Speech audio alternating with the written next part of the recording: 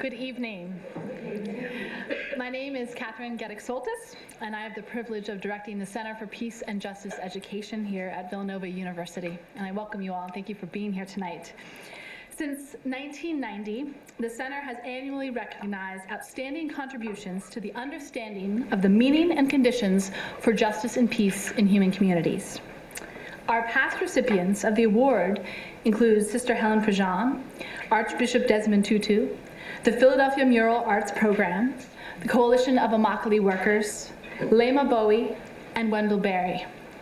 Tonight, we have the great honor of adding Network to this list as the recipient of the 2013 Adela Dwyer-St. Thomas of Villanova Peace Award. The award was made possible by a generous gift from the late Adela Dwyer. Recognition and thanks go to Barbara Wall and the late Father Ray Jackson, who first proposed and secured this award. I'd also like to recognize and thank Father Peter Donahue, our president, who traveled and just got here from a trip. So we appreciate you being present tonight. I'd also like to thank the hardworking faculty and staff of the Center for Peace and Justice Education, Carol Anthony, Sharon Disher, Tim Horner, and Will Stell, as well as our visiting faculty, Gay Strickler and Ron Hill. Members of our Peace Award Committee are also to be thanked for helping to solicit nominations and identify tonight's recipient. They are Maria Toyota, Magan Keita, Sue Toten, Jonathan Doe, Paul Rozier, Ralph Gigliotti, Barbara Quintiliano, Randy Weinstein, and co-chairs Will Stell and Tim Horner. As we were advertising for tonight, I did fear there might be some confusion about what type of social network we might be honoring. So to dispel any misconceptions, this is a social justice network, a Catholic social justice lobby to be exact, and it worked for decades without tweets, likes, and even email. In December 1971, in the midst of calls from the Vatican and the US bishops to seek justice in the world, 47 Catholic sisters from across the country gathered for a weekend in Washington, D.C. to form a new ministry.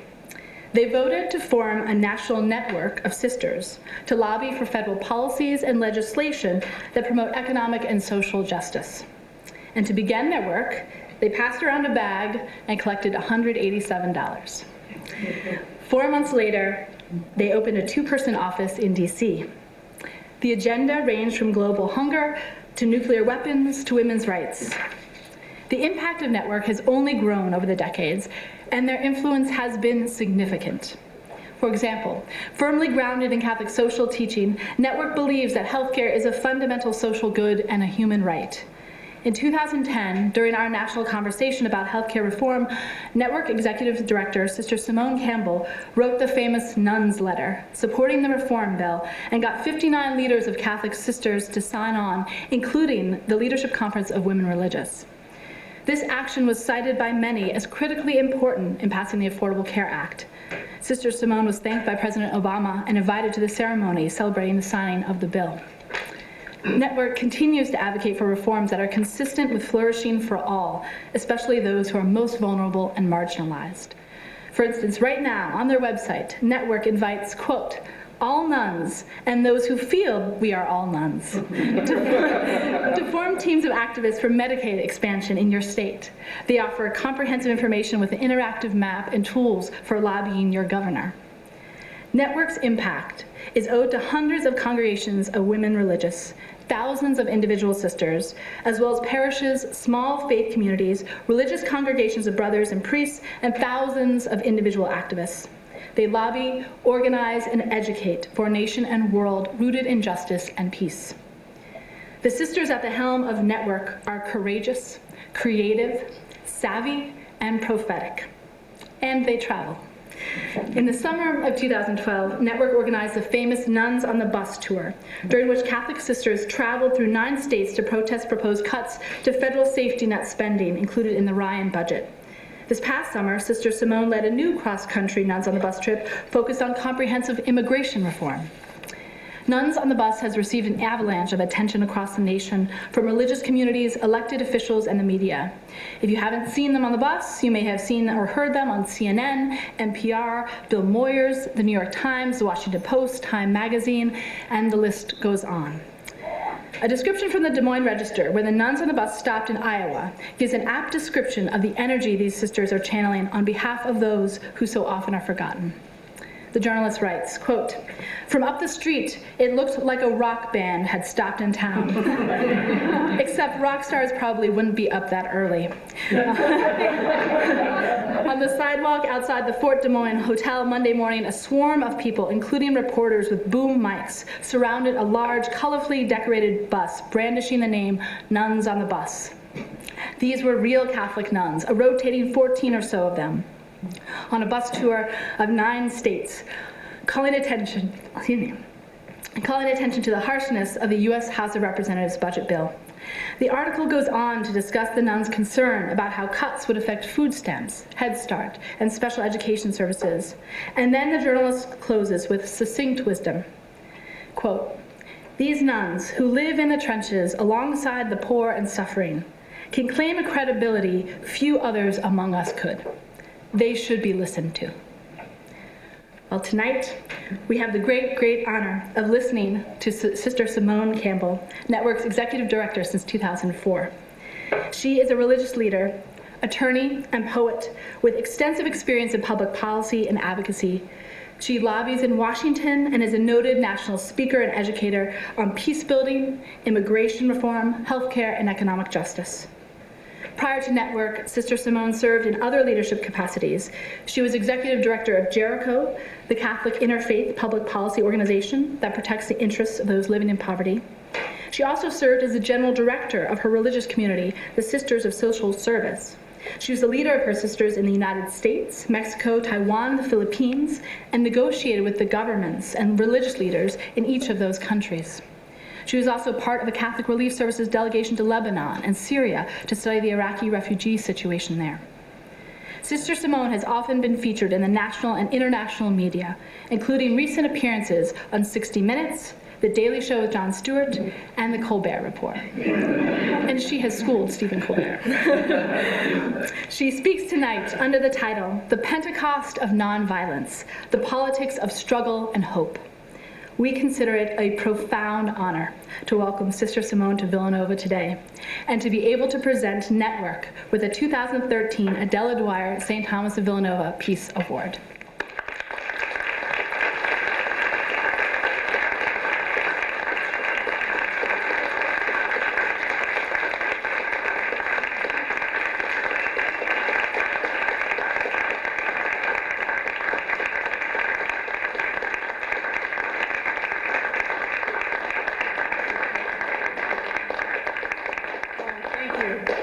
Thank you so much. It's such a treasure, such an honor to receive this award. And I was saying beforehand that, you know, I've been doing this work at Network for 9 years, but I'm so keenly aware of all of the sisters that have gone before us. And while we are still a few sisters at Network, we are so much more than that. And that's the brilliance of Network.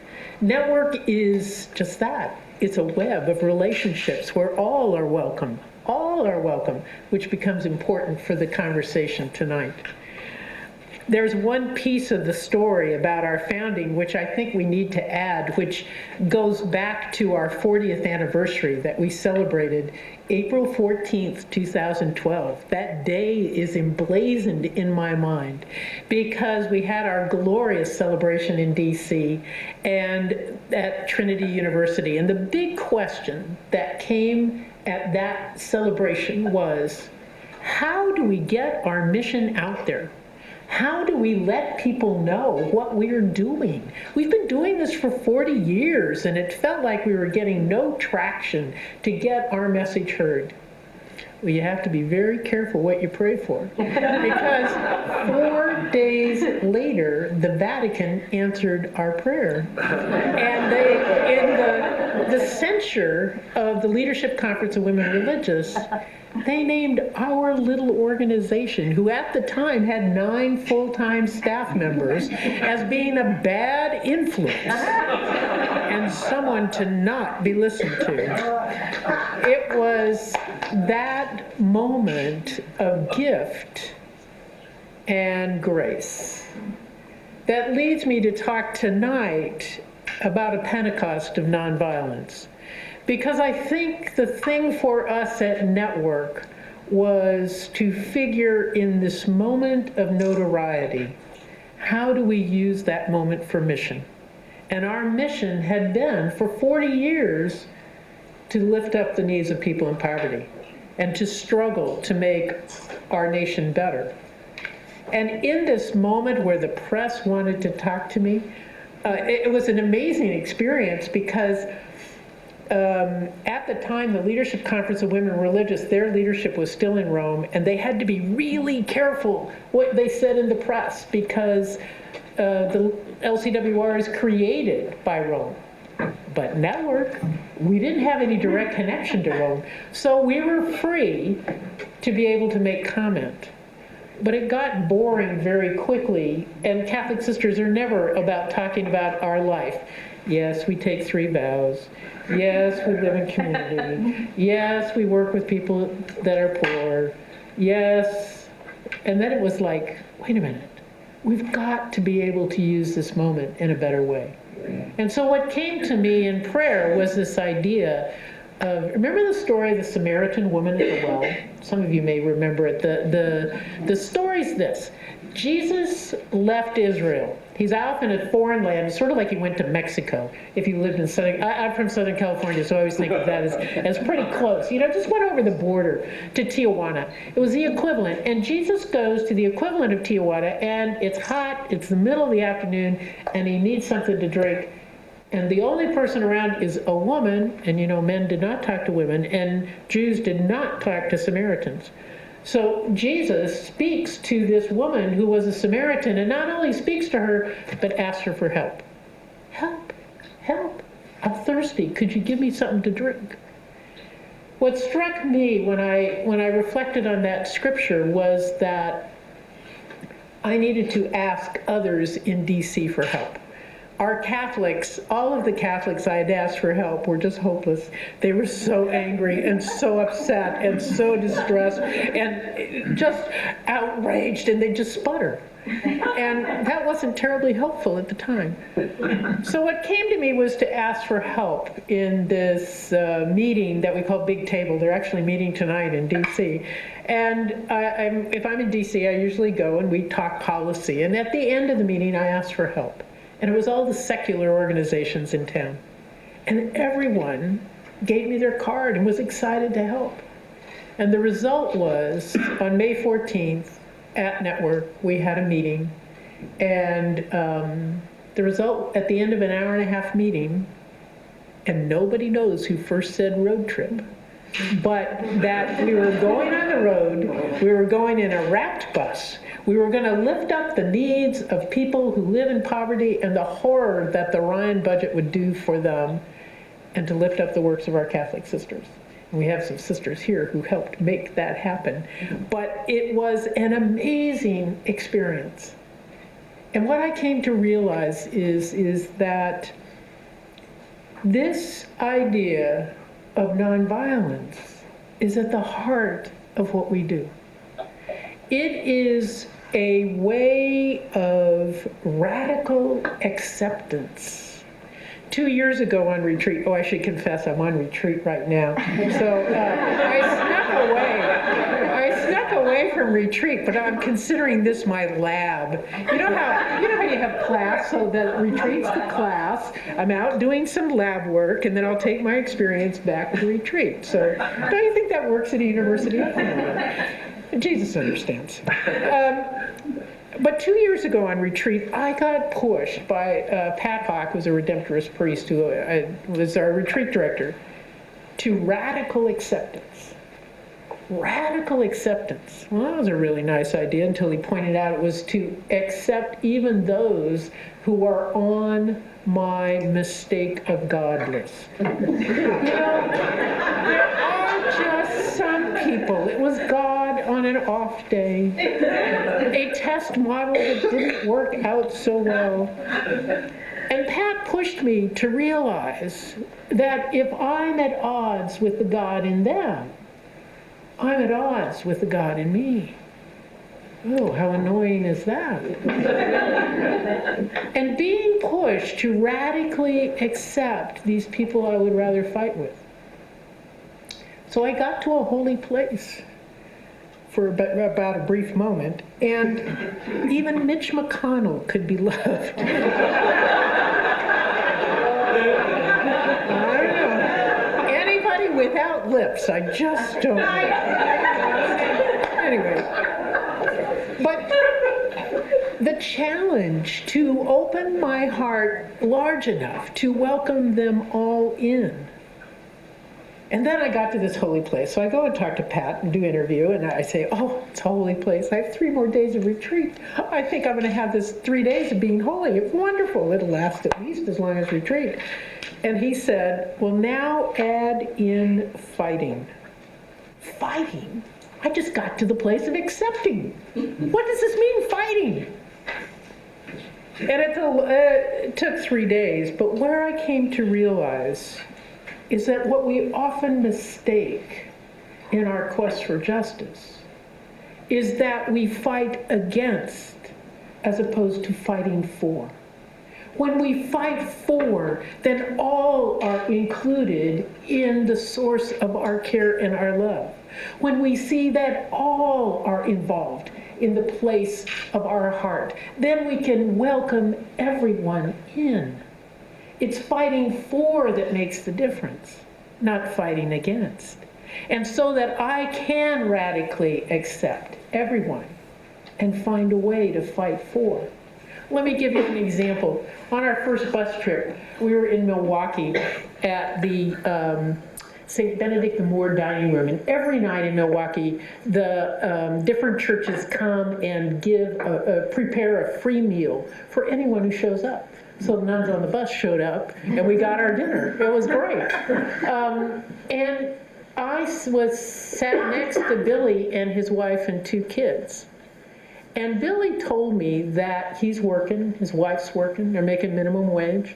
They put their salaries together in order to get a roof over their kids' heads. They had been homeless at one point, but they knew that wasn't good for their kids. So they spend all their money on rent so their kids can stay in one school. And their 14-year-old, oh my glory, he was one of those 14-year-old boys, you know, kind of gangly, and you know he'd just been through a growth spurt.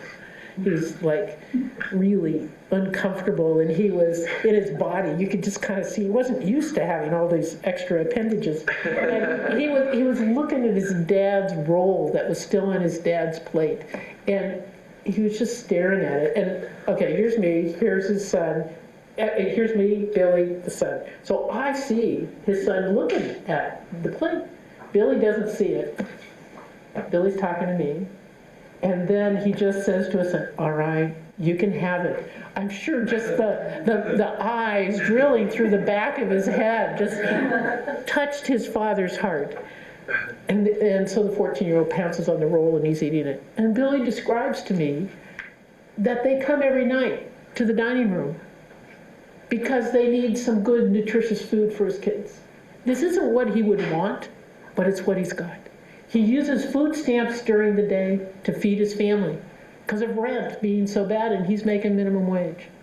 Minimum wage, $7.25 an hour, is only $15,000 a year. So he and his wife together had less than $30,000 to raise a family of 4. It's impossible. It's impossible. So I realized, oh my glory, this is not, I mean, and these are the people Paul Ryan wants to kick off of food stamps. This is the people that the Farm Bill wants to eliminate from food stamps. I mean, we've got to stand up and say, no, please, more than please. We have to insist, fight for these people. But what I realized was that while Paul Ryan wants to style it as a handout to Billy and his wife, well, you could say that. But you could also say it's a handout to the employer, because the employer gets a fed worker and can pay low wages. And then I realized, it's a handout to the consumer too, because the consumer gets lower prices so that the employer pays lower wages so that Billy and his wife strive so hard to raise their family. I don't know what's happened in our nation. Work used to pay, but since the late 1970s, wages have basically been flat. But what it made me realize, what Billy made me realize, is that we are in this together. This is about the 100%. It's not about them, it's about us. We are in this together. And if we can radically accept all of us and to see the integration of all of us, then something new can emerge. And the image that came to me on retreat was 2 years ago, that when you put radical acceptance and fighting for together, it's like fire. It's fire. Because think of it, it's putting together the fuel and the heat, the purifying, the energy, the spark, the love, the care. That fire is a bigger story.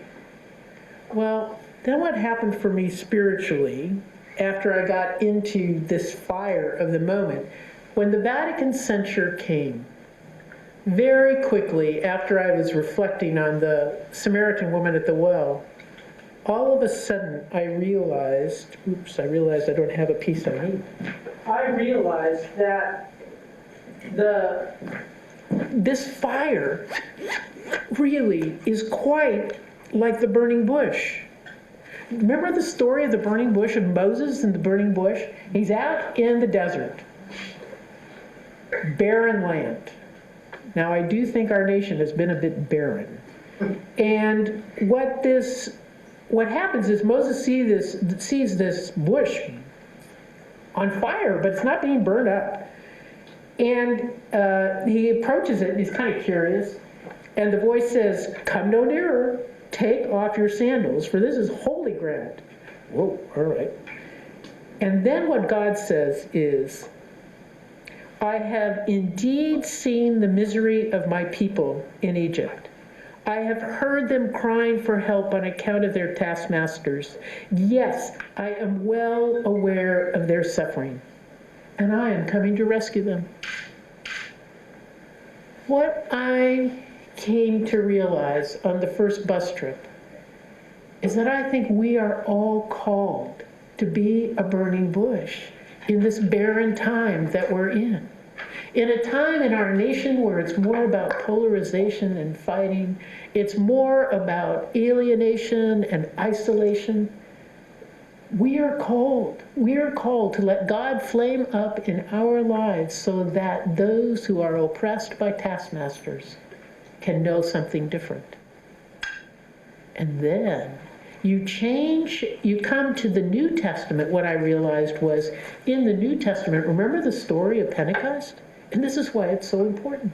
It's the same fire of God, but this time it's not in place in the desert. It's in the people.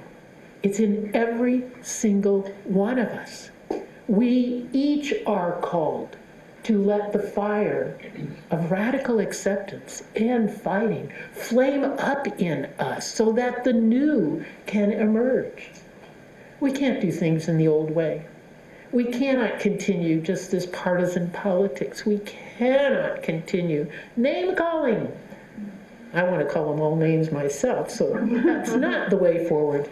The way forward is to say we're in this together. It's about how do we stand together. So let me give you a few examples of how we stand together from our immigration bus trip. We were in San Antonio. Imagine, it was a good thing to do on a night that's getting cold. Imagine San Antonio in June, and somebody had the bright idea to have a 2 p.m. press conference outside. When the temperature was about 108 or possibly more, and they had organized tents to cover the 300 some folks that showed up. But those who were speaking didn't have any covering. So we're standing in the sun. So somebody decides to go get the chairs, the metal chairs, that are leaning against the building to go bring them to us to sit down. I don't believe anybody got pictures of the actual sitting down, but I will never forget that moment. Speaking of fire, I believe that was the fire of Pentecost right there. But what happened was Congressman Pete Gallego, who's from that area, he's a really tall guy, really nice guy, a new member of Congress. He's been struggling to figure out his place there. He comes up and he has his papers and he comes up and he's gonna give his talk. And he had just come in from the airport. And his wife and his 8-year-old son had come to the event to meet him at the event. And so the 8-year-old Nicholas sees his dad and is totally oblivious that his dad's about to give a talk. So Pete puts his papers down, he's preparing that, he's about to speak, and you hear over on the side, "Poppy!" And Nicholas runs up and throws his arms around his dad. And so it's like his arms are right around his waist. And everybody goes, "Oh." It was so sweet. And then Pete stops and he says, "I can't give you my talk now." And he rubs his son's head. "I have to tell you when my attitude towards immigration changed. My attitude towards immigration changed the first moment I held this little boy in the delivery room. And I knew as a dad, I would do anything to protect this kid. I would give my life for this little kid. And then I realized I'm like every other parent in the world." Isn't that true? Don't we all know that? Well, a couple of days later, we were in Arizona at the Pascoyaqui Reservation, the indigenous tribe, and heard about the immigration policy's impact on the Native Americans. I was stunned. I knew there was an impact, but I had no idea how challenging it is. And Chairman Pete Uricipio told us that they have 30,000 Pascoyaqui on the Mexican side of the border, and they have 60,000 on the U.S. side of the border. And every time they want to have a meeting, they have to deal with visas for both sides. They told us about how the fence had been built right up to their reservation land, which the effect of that has been to channel criminal activity through the land. So that for the first time, people on the reservation are having to be afraid. They never had to be afraid before, because criminals are coming in and doing carjackings and kidnappings and all kinds of nefarious activity. But then afterwards, he told me that he himself had found the body of a woman curled under a big bush in the desert, and she apparently had been trying to cross. And when they rolled her body over, she was holding her small, dead child. And I thought, she had the same desire as Pete for his son. We're in this together.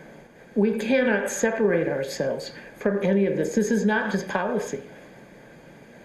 This is life. This is the pursuit of happiness.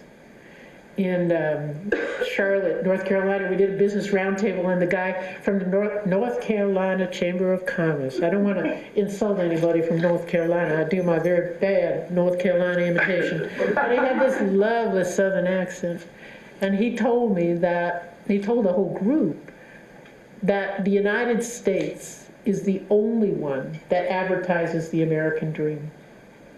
You never hear about a Russian dream, or the French dream, or even an Argentinian dream. You only hear about the American dream. And his point was, shouldn't we have truth in advertising?